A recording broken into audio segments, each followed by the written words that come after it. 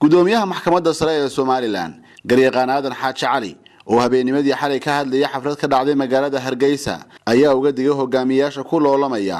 axsaabta siyaasadda ee Somaliland inay ka fogaadaan hadallada xanafta leh iyo shakhsi weerarka waxaana uu soo jeediyay inay ku dadaalaan wax kasta oo qurxin kara tartanka doorashooyinka ee Somaliland axsaabta siyaasadda maadaama aynu ku jirno xilli campaign oo doorasho maalmo dhaweyd si fiican bay u bilaabantay arrinkaas si nadiif ay u doodeen wadinka arkaya doodii la soo bandhigay waxay ka doodeen horumarkay waddanka gaarsiinayaan arrintaasi arrin fiican bay ahayd campaign si fiican buu ku bilaabmay laakiin waxaad moodaa in waddadii laga sii leexanayo marka anigu waxaan halkaa ugu baaqayaa in dub loogu soo noqdo xeerkii anshaxa ee iyaga laftigoodu ay saxeexeen loo soo bandhiga dadka wixii lagu dooranayay maxaa la idinku doortaa maxay dhalinyartoodu ku kala saaraan maxay dadka codaynaydu ku kala saaraan in halkaa loo soo noqdo oo ay iska ilaalisaan waayo dhowrkii cisho u dambeeyay waxa aad ugu soo badanayay naqdin ama isdaliilid shakhsi u badan oo si shakhsi la isu weerarayay marka arrintaa waxaan anigu halkaa waan dul istaagayaa message baanan gudbinayaa iyadoo mas'uuliyad qaran naga saaran tahay in dub loogu soo noqdo waayo axsaabtu xaq bay u leeyihiin inay tartamaan tartankuna wuu furan yahay laakiin yaan dhinaca waddada laga leexanin ee garoonka ciyaarta lagu soo noqdo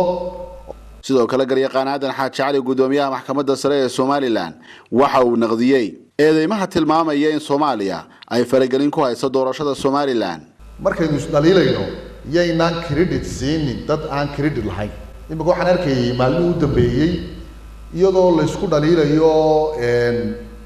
Soomaaliya wax ka dambeeya ama Soomaaliya cid fangaranaysa ama kan waa walaalaheen nabad bay u baahan yihiin way dadaalayaan maamulay samaysteen laakiin 25 sano ayay nabadii ku guuleysan laayeen dadka 25 sano ilaa imika dadaal ku jira ee halgan ku jira credit aan ahayn la siiyama in la isku dhaliilo ma in la isku dhaliilo leeyahay hebel baa ka dambeeyay waayo eeg madaxda dhinac walba ka soo jeeda waa dadkii qaranka dhinac rag looga baqaayo inay qarankan meel kale u leexiyaan kuma jira dhamaan axsaabtoo dhan marka sheekadaasi waa sheeko runtii aan fiicnayn oo ku tusaysa in laga sii leexanayo waddadii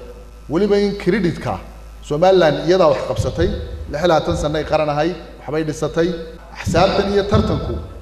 waxa weeyaan waa meelaynu gaadhnay meelaha qaarkood faash baa la isla dhacaa Afrika dawladu waaweyn oo caalan leh oo UN ka fadhiya waxay isu laayaan ethnic cunsuri waxay isu laayaan qoomiyad inaguna tartan nadiif ah baynu wadaa marka in dub loogu soo noqdo oo credityo badan aynu leenahay yayna siini cid aan u qalmin ama aan daraf ka ahayn problemkeena waxa laga yaabaa inaanay darafba ka ahayn